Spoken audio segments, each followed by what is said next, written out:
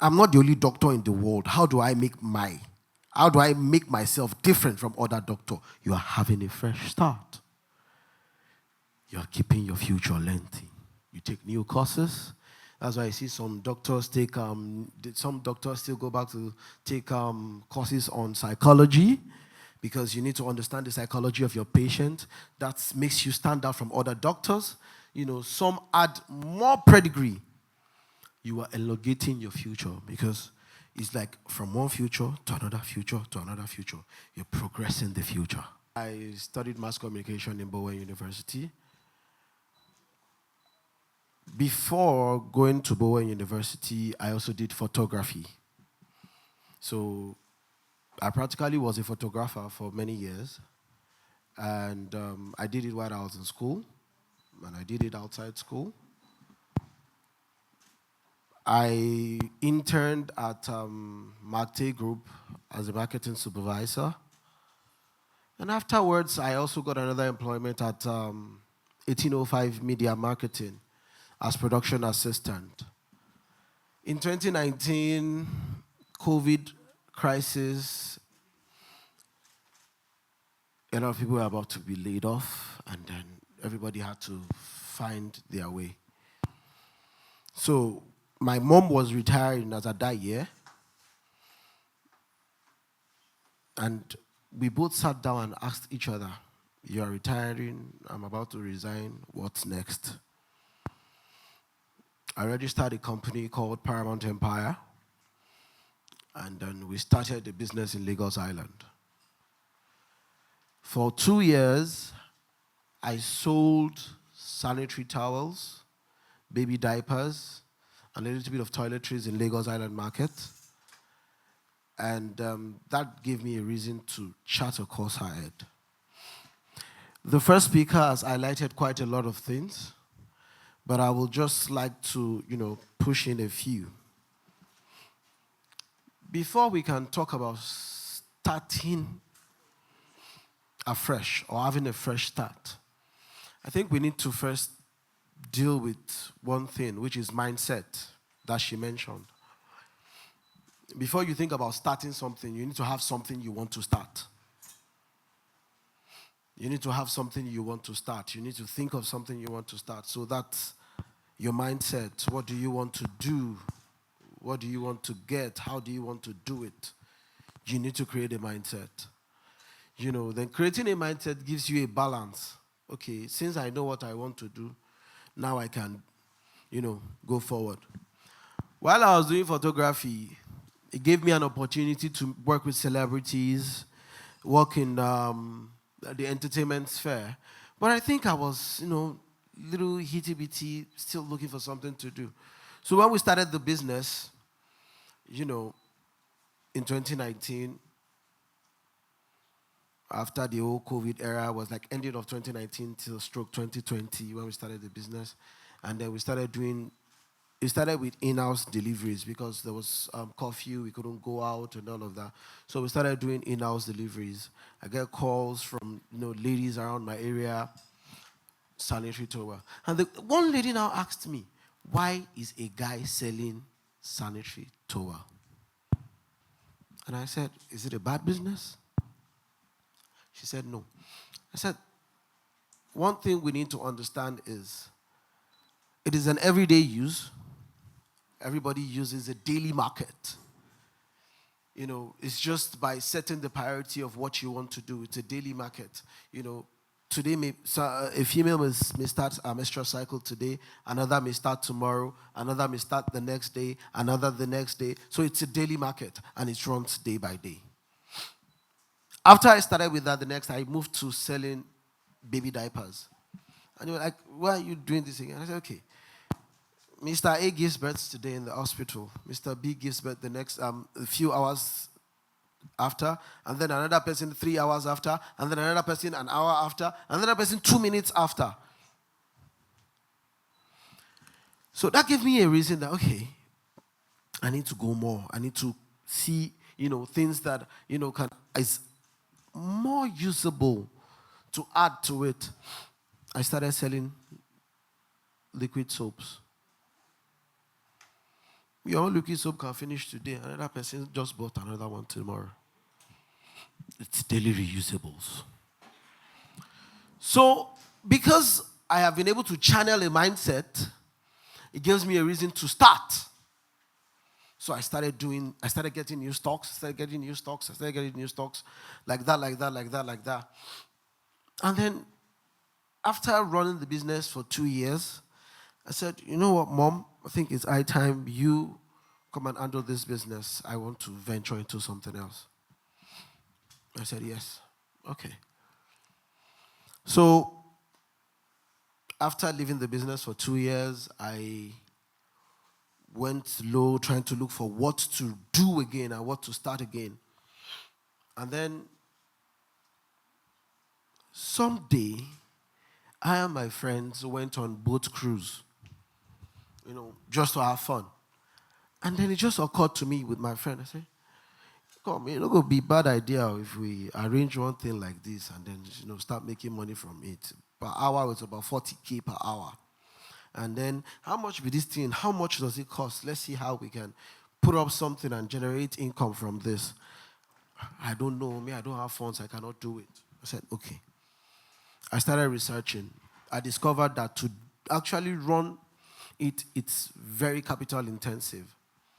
So I went low a bit, and I started researching again. Okay, let me see how other things could work for me.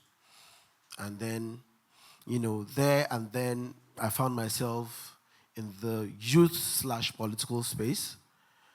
I do more of advocacy for young persons, help with youth empowerment, and the likes. So we started, empowering young persons to learn skills from school. You do tailoring, we do a lot of things. I started in my local government. So what we basically started with was the local government had an abandoned skill acquisition center. So we approached the local government, we helped them redesign the skill acquisition center, and we started using it. And then later, we got a call that they were going to use the place. So rather than we running it alone, we started partnering with them. So we're able to create a whole lot of synergy, brought in hospitality, they brought in catering, metal smithing, photography and cinematography, and the likes. That gave me another reason to move. I started something else. So we started, engaging people, putting people to learn. We teach people. And after then, the question I asked myself was, if these people learn, how will they survive after learning? You don't just, in this economy, you don't just teach someone how to sew and then you leave the person to go. A lot of businesses are very financially cracked, and they are capital intensive. So what we did is we approached companies, on the basis of CSR. We tried to make them, donate if you want to donate funds and if you want to donate equipment.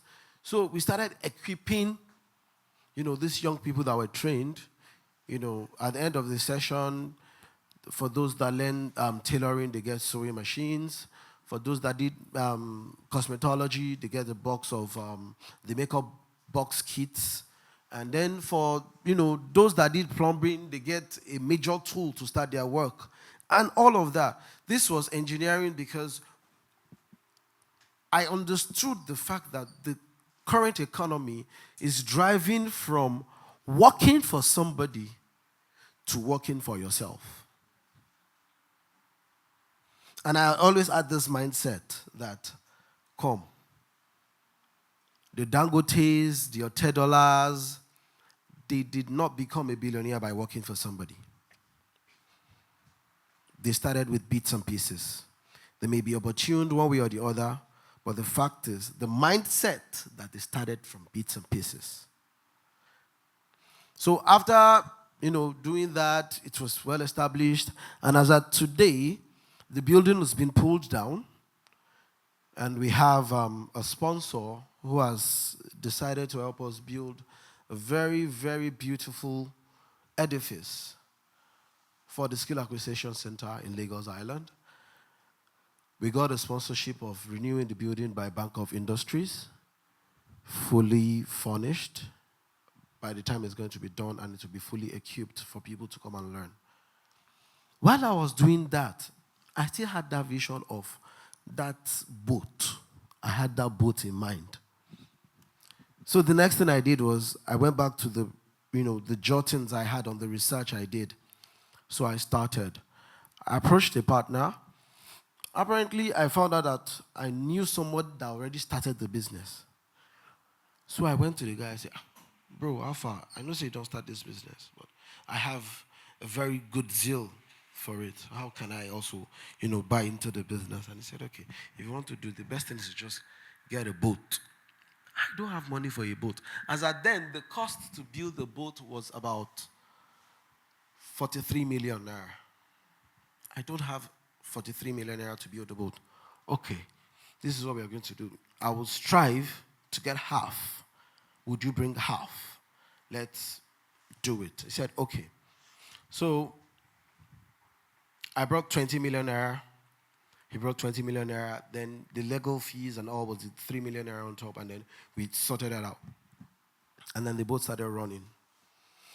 It drives me more because I was charting a new path. I was starting afresh. It drives me more to go to what? I started inquiring about, marine life. I started looking towards, maritime. I know it's a big horse, but I started looking towards maritime. The creation of my company, We Ride Africa Concept, was because of the water transportation service that we render. But partnering with my friend, we started looking at aquatic preservation because I realized that, there are some beautiful creatures in the water that our people, eat. Some of them are not even edible, but they eat them. Some of them are poisonous, but they eat them. There was a report sometimes in my area around Shogotedo, they found a sea lion. You know what they did to it? They brought it out, brought machete, dissecting it. Whereas that cost about millions of dollars in the international market. So we said, okay, you know what? Let's build a jetty and let's start aquatic preservation center. We go to Dubai, we see the aquarium. So we've started and nearly completion. I brought up this story as a driving force for us to know that we need to channel your mindset. Basically, your mindset is the fresh start. And like she said, a fresh start is the beginning of another, it's the beginning of the end of another fresh start. When I started with what? Started with selling parts. I started another after ending the idea of selling parts. I didn't end the idea apparently, but I moved to doing something else. From then again, I shifted to doing another thing.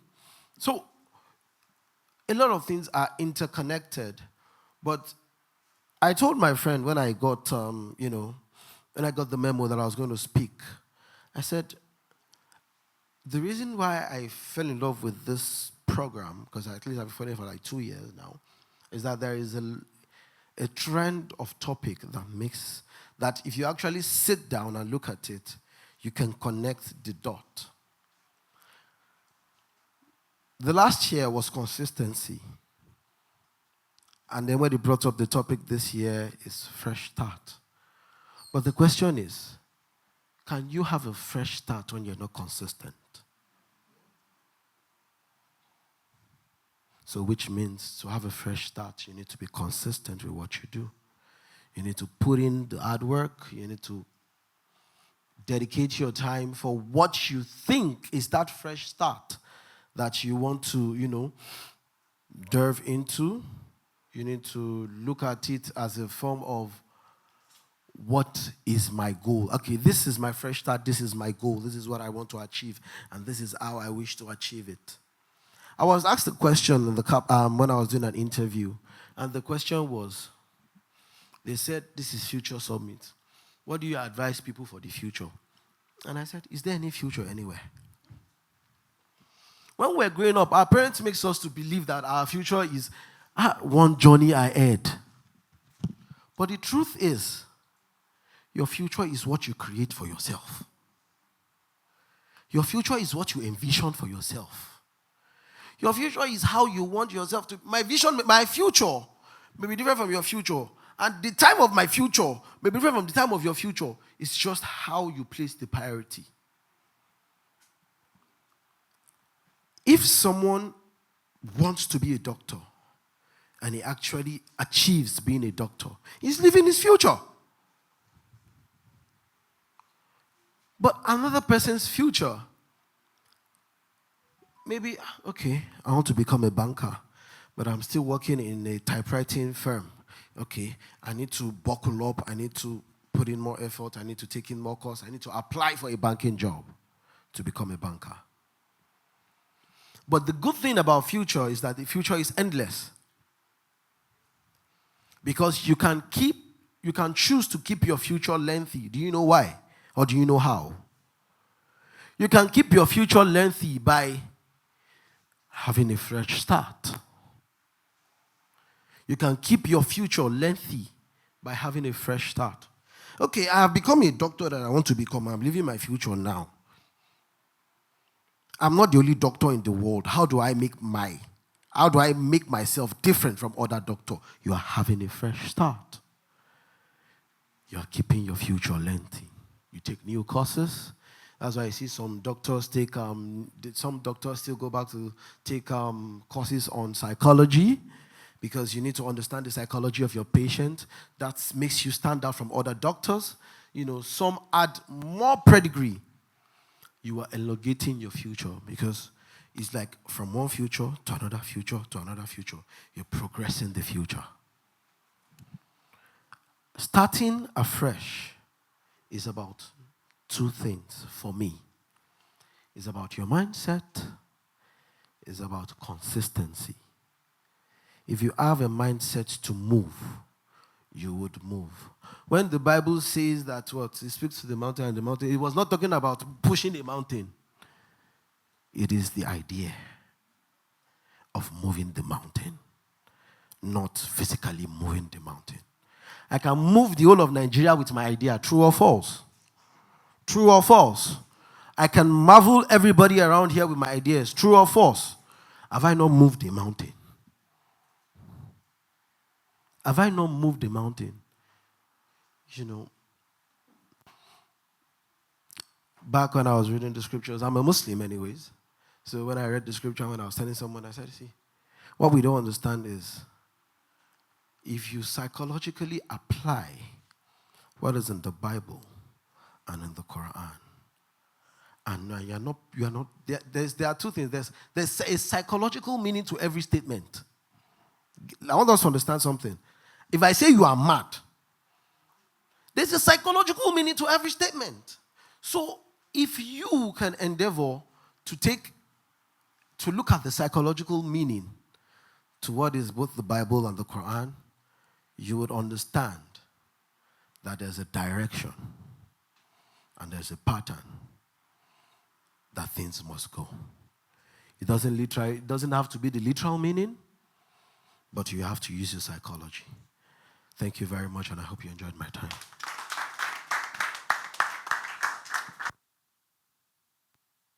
I think it's really important that we really take note of whatever we have learned thus far.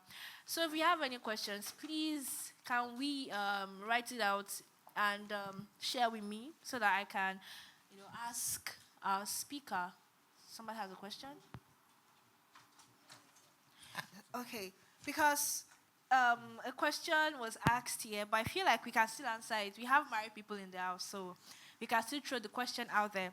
So somebody asked, how do you manage? She was trying to ask the previous speaker that was here that how did she manage to overcome marital challenges during her journey? But I can see mommy in the house. She's sitting wearing purple, and I know she's married. She looks married at least. So let's ask her, because I know she does a lot of things as well. That how is she able to also overcome marital challenges, ma? All right.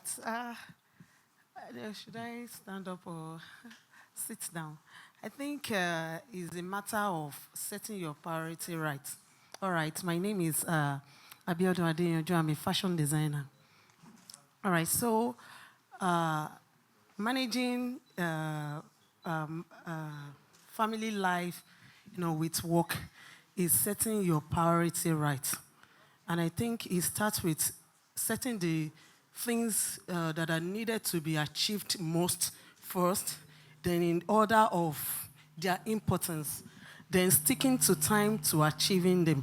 Because I myself, I can say that, anyway, you see my children, I believe that's the reason why she gave me the mic. Actually, I studied accounting, and later on, I discovered that I have a passion for craft work, and that's what led me into fashion designing. And basically, I'm a bridal consultant. I catch an itch in making bridal wears.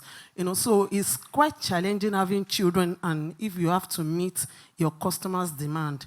But you need to set it. There are certain times that they are peak period for you to work, that you need to understand, especially if you have a family. Attending to your husband, attending to your children can be quite challenging. But we need to give the right time and doing the right thing at the right time. That is just it.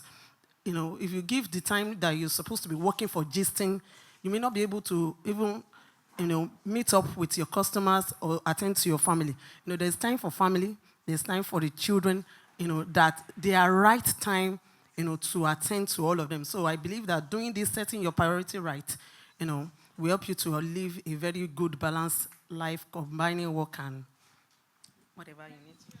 Thank you very much, ma. What I could really, get from what she said is prioritizing. A lot of us, let me not lie, used to fall victim till I realized that it is wrong.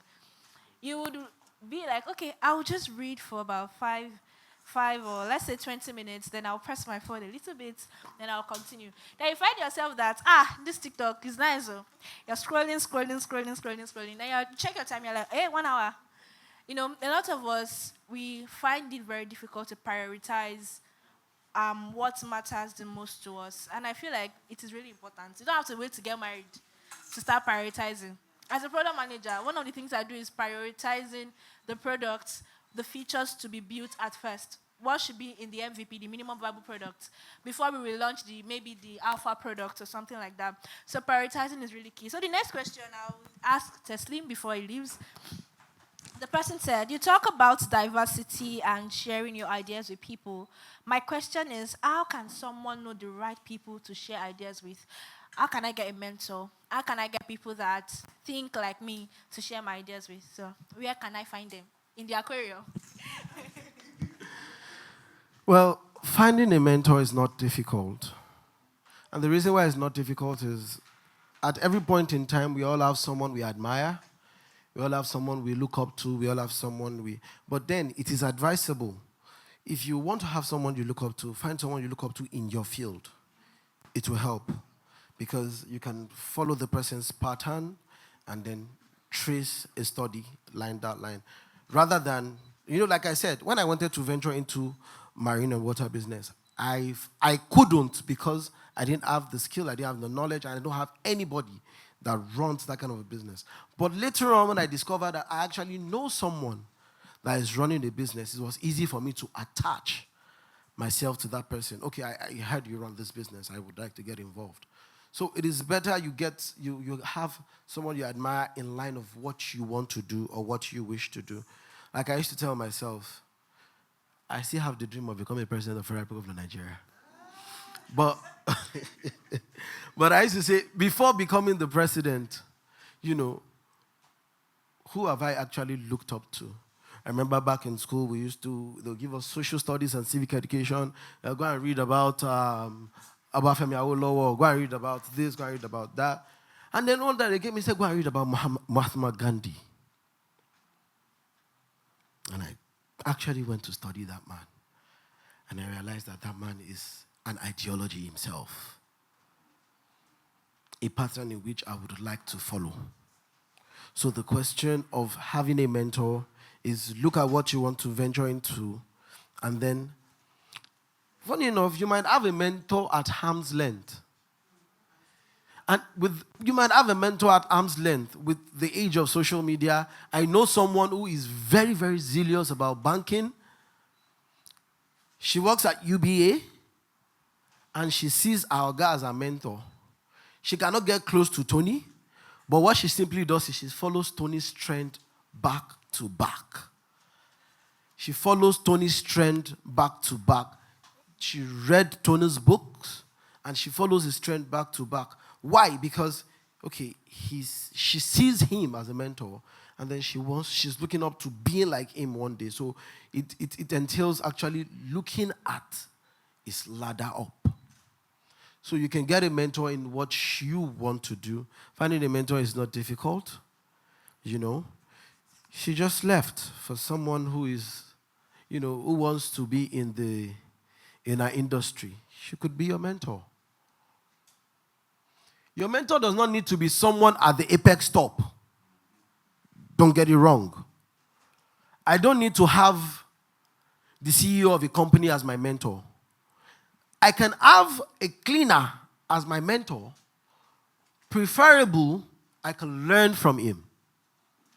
Preferable, he has something to offer. Preferable, he has knowledge to pass down. Preferable, you have ideas you can share. Thank you. Thank you so much, Teslim. I would also like to add that if you are not on LinkedIn, you are sleeping on LinkedIn. And if you're a young person like me, you are not on LinkedIn. I don't know how to help you, but you can find mentors there. You can network there. You can get your next job opportunity there. I coach people on LinkedIn, by the way, but that's not what's really important. Be on social media. It's a place to put out what you do. It's a place to, talk about your brand. You're a brand. Sure, you're a brand. Yeah, you're a personal brand. You can't see, okay, if you check my LinkedIn, you would know, okay, she has built herself to a certain extent, and you should build yourself to your brand. So do not use social media for just, all those your trends you people do on TikTok and on Instagram. No, it's not just about that. Be careful of what you also put out there. Indecent dressing, those things speak loud, about people. There's some people you just see online and you see them physically like, oh, she's just a prostitute. It might not be true, but she has positioned herself to be an objectified material. So please, build your brand, and getting mentors will be easy, I'm telling you.